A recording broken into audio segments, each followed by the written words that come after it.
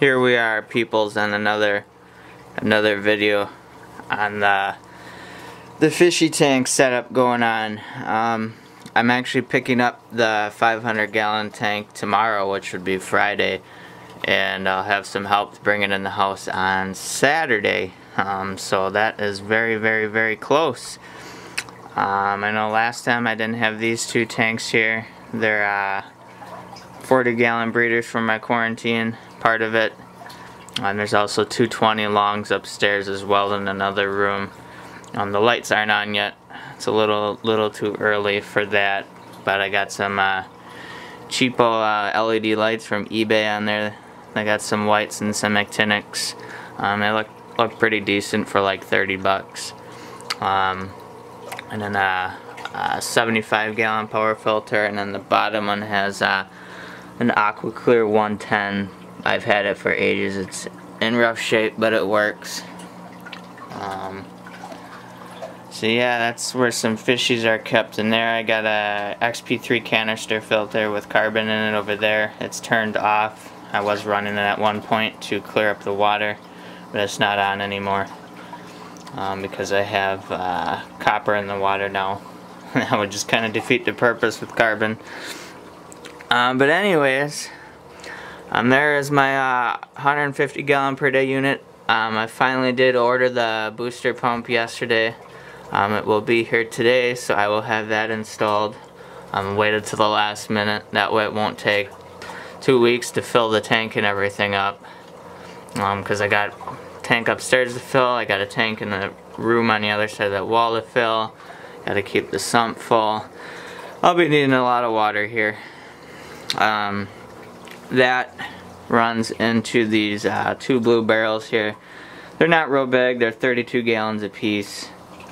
And you can see the RO goes into there.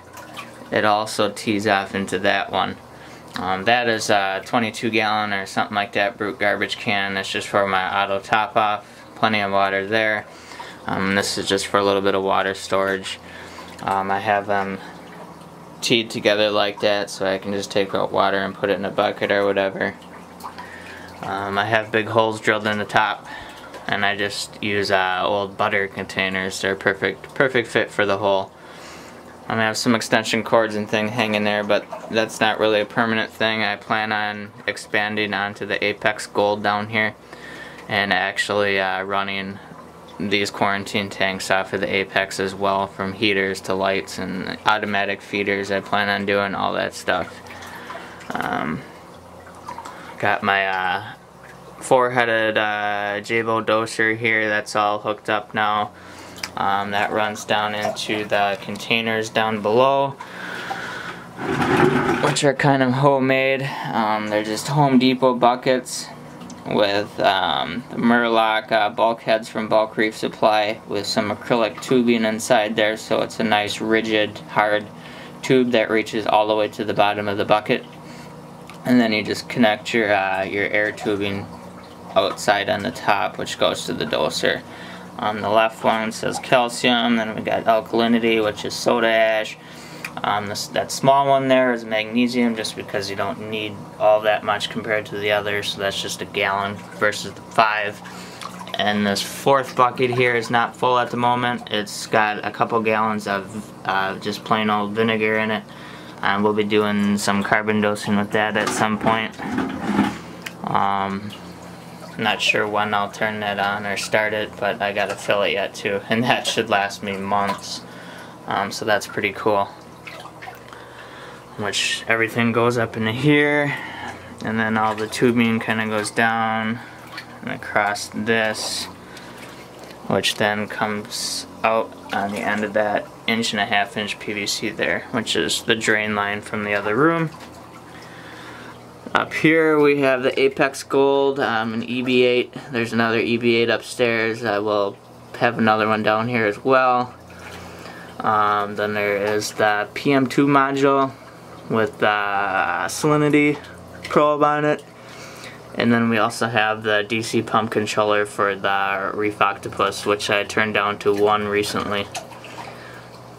It's not really doing anything, but I just left it going. Obviously it's just a stock tank running with nothing in it. There's some rock in there. I can tell right when it must have finished cycling because like my ORP levels all of a sudden shot way up. So it must have done something. But there's my return and the drains coming from upstairs, and then also that line which tees off into the next room to feed that room.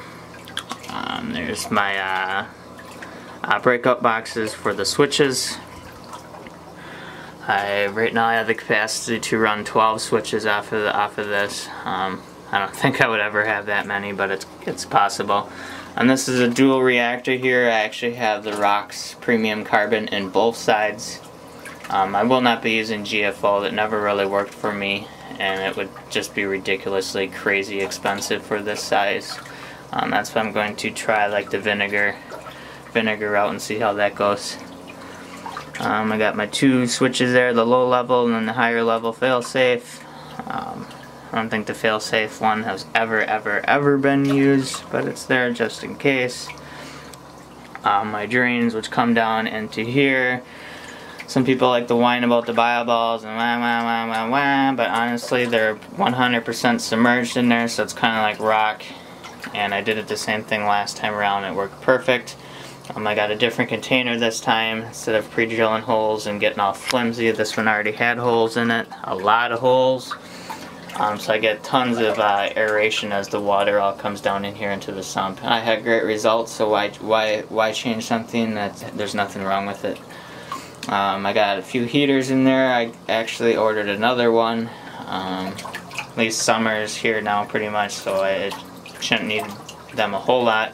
But I will find out when winter comes around again how much heat I'm going to need.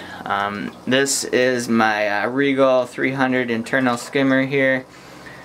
She's a pretty good size. That skimmer cup is bigger than my head. In the stock tank it doesn't look quite as big, but it's big. That is sitting up on like a milk crate type of thing with a PVC pipe I cut to length inside to support the weight of the skimmer. Otherwise after a while it would just start caving in, because when that's full of water you got some decent weight there. That's also on a milk crate, and that has actually rock inside of it. I don't know if you can see it, and a couple other pieces. I have one of my Jable RW20s running over there, creating waves in here, circulation. Once it's all running, that'll be going upstairs. There'll be plenty of circulation in here from the drains and the return pump sucking water out. But yeah, the return, I used a 245s, which then goes to a 90. Prefer would be 245s, but it should be just fine. Then go straight to the pump, which is the Reflow Hammerhead Barracuda, the hybrid. I put the Barracuda impeller in it. It's big enough, and it saves roughly about 100 watts of electricity, which is about a third less power consumption. And it should be plenty of water. And that obviously gets fed from the stock tank there.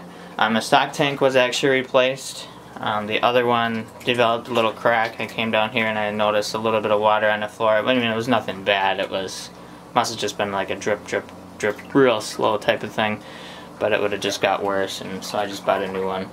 I think the problem with that is because I had the bulkhead almost way down at the bottom before. It is kind of high for my likings now, but the way this stock tank is designed, the bottom is curved way too much, and that pipe, the angle it was coming out was pretty crazy too. Now it's a lot straighter, and I don't think I'm compromising it like I was before, drilling it way down there like that. So hopefully I won't get that crack again. I mean, even though the other one was there for a few years, but still.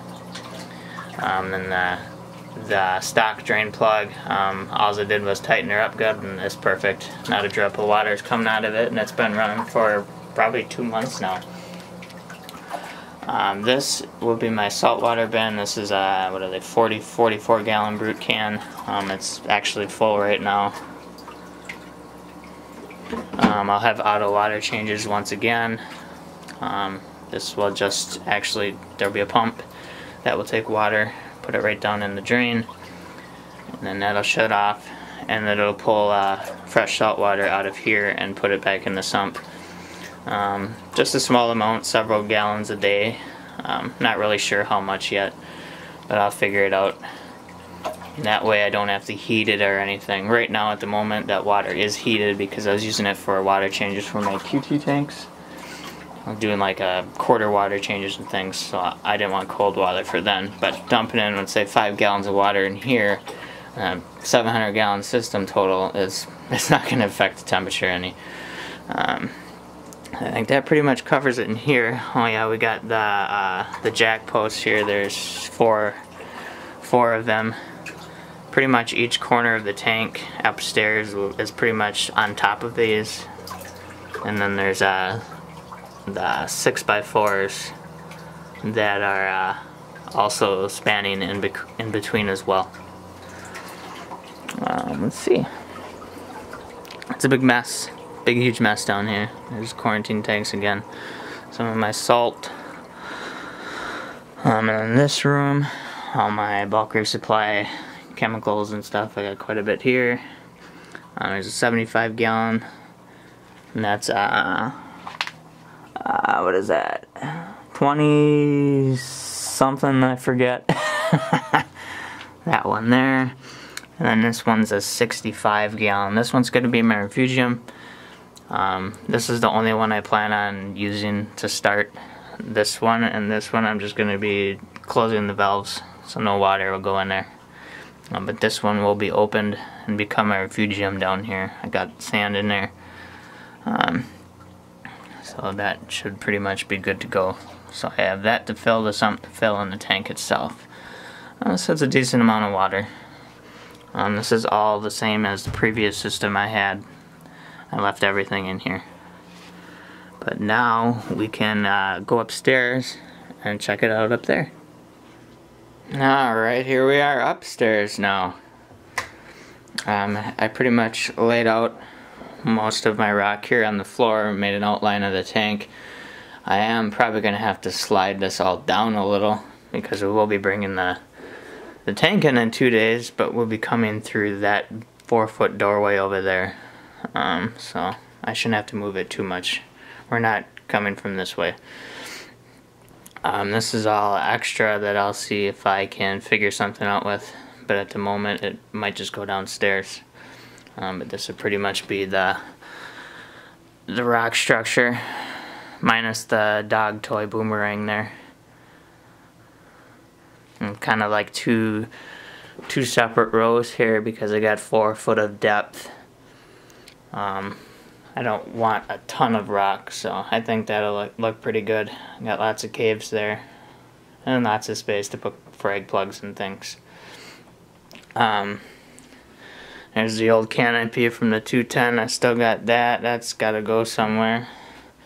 There's the other RW20.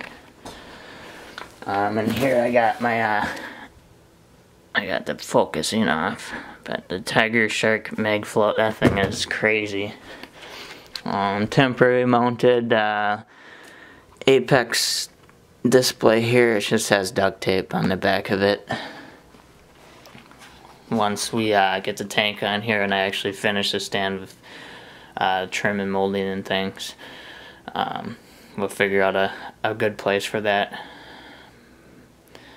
But yeah, I got some black acrylic paint here that'll be going on the back of the tank with a roller. There's a piece from my GoPro. That's the automatic feeder I got for the Apex. That should work pretty cool. Looks like I took too long and it shut off.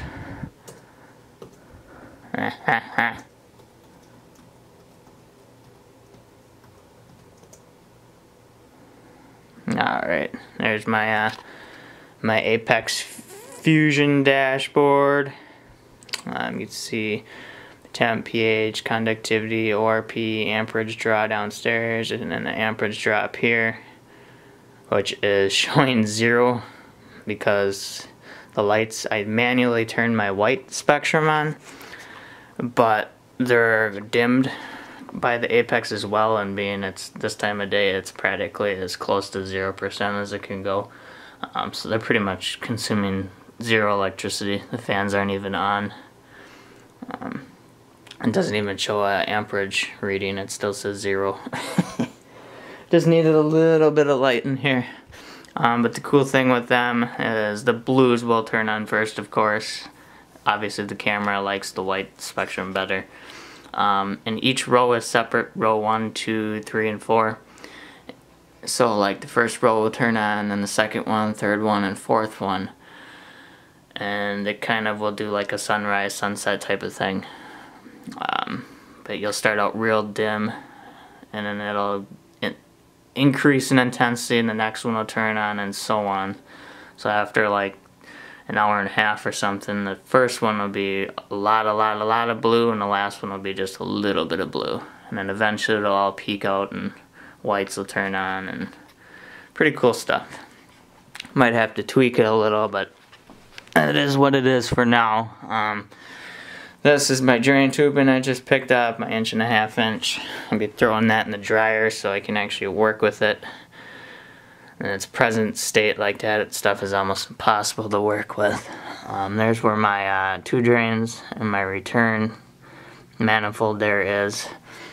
I have tiny little returns. They're only, what are they, 1/2 inch? I think they're 1/2 inch, 4 of them. Maybe it's 3/4, I can't remember. And then up here, I don't know if you can see it or not. Probably not, but there's another EB8 module up there. There's a massive wad of wires for all the lighting. There's quite a bit involved. Yeah, there's the another VDM module along with the one downstairs. And then we got the Jabo pump adapter, which is there as well. So the Jabo RW20s are also controlled by the Apex. And then on the right side is another VDM module along with downstairs. All for just the lights. The whole EB8 is all 8 outlets are consumed just for my lights. And you can see up under the bottom of the stand here. They're 2x10s, 4 rows. The center rows don't have any center legs, just legs on the end. But that's really not even needed. Even these legs here are not needed. I just threw them in there just because, just a little extra. It's very, very strong, very, very, very heavy. The lights are this 3/4 inch metal conduit here. I'm just painting it black. Bent 90 degree bends in, and then I brought them home and trimmed them to length so they didn't stick out too far. I'm gonna have them centered out. The only thing I'm a little worried about is I might have to move them because the hole's drilled in the back of the tank. If the hole lines up exactly with the pole, we obviously got a problem, and I'm gonna have to move the pole either to the left or to the right of it. I really hope it all lines up so my lights can stay perfectly centered like they are, but I won't know until it's on there. Like the extension cords and things like that, you won't see that because the back of the tank will be black. The other side would just look nasty. And that shade will probably be pretty much closed all the time with the curtain over. Tripod. But yeah, I mean that's pretty much it. I got these 2 little white plastic shelves I can go under. I can put stuff on or whatever. The back side of the rock. Doesn't look so pretty now. It's gonna be just a white rock, but after a couple months it starts blending in pretty well. Then if we go, oh, I just kicked one. If we go down the hallway here,